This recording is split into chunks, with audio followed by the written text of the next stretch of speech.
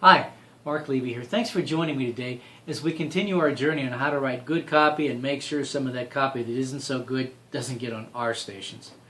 When we got together last time, we talked about sharing some different styles of commercials to help convey your advertisers' messages, and we're going to get right to that. Before we do, though, I want to ask you a question. Do you talk to your grandparents the same way that you talk to your parents? And do you talk to your grandparents the same way you talk to your brothers and sisters? Do you talk to your grandparents the same way you talk to your kids? Well, my guess is the answer to that is no. And yet, all too often, we take an advertiser who's going to run on all the different properties we have in the cluster. We run one commercial, and we expect the impact to be the same across all the formats. Well, just between us, that doesn't work. If we really want to make an impact amongst our audience with our advertisers' message, and if we really want to show our advertisers that we know what it is that we know, then I'd like to suggest to you that we really start talking to advertisers about running different pieces of copy against our different formats so that we maximize the relationship we have with our audience and the way that they talk.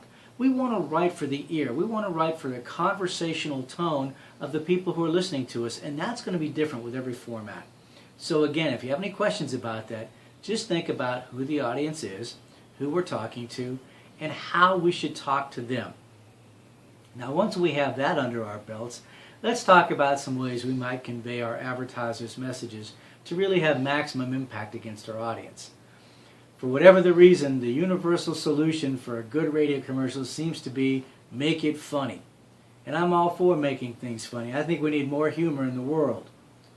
But there's a problem with that.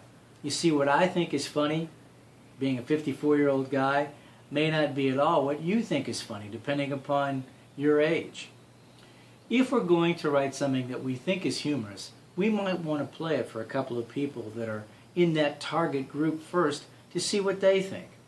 You know, the other thing about humor is sometimes formatically things are funny to somebody but not somebody else.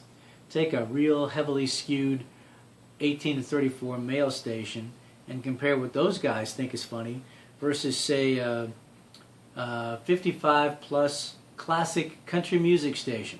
My guess is we're going to find some differences as to what those two audiences think is funny, so let's be careful on that. Well, gee, Mark, if I'm not going to write something that's funny, what other kind of delivery can I do? Never underestimate the power of a great straight read commercial. That's right, a straight read commercial that's heavy on benefits, explaining to me, the listener, what's important and why I should care. How about testimonials? We always go out there asking for testimonials from people who buy from us that have gotten great results.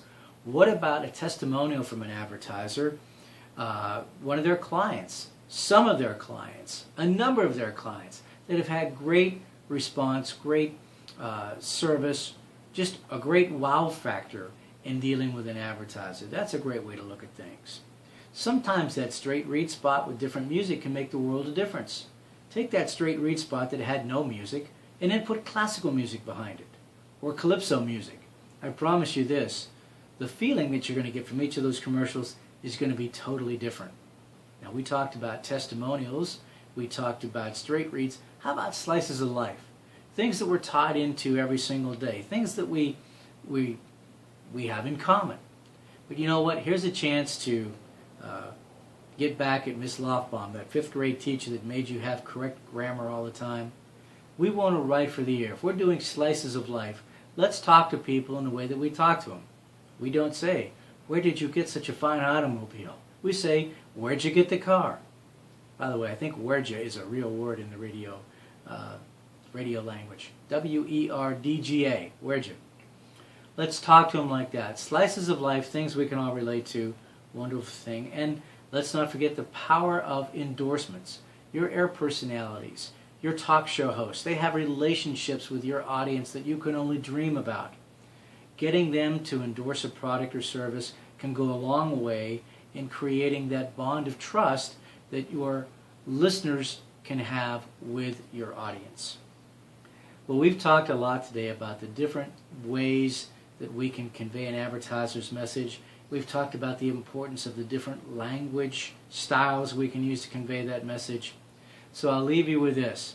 When we get together next time, we'll have some more ideas to help you write better ad copy and keep that bad ad copy off the station.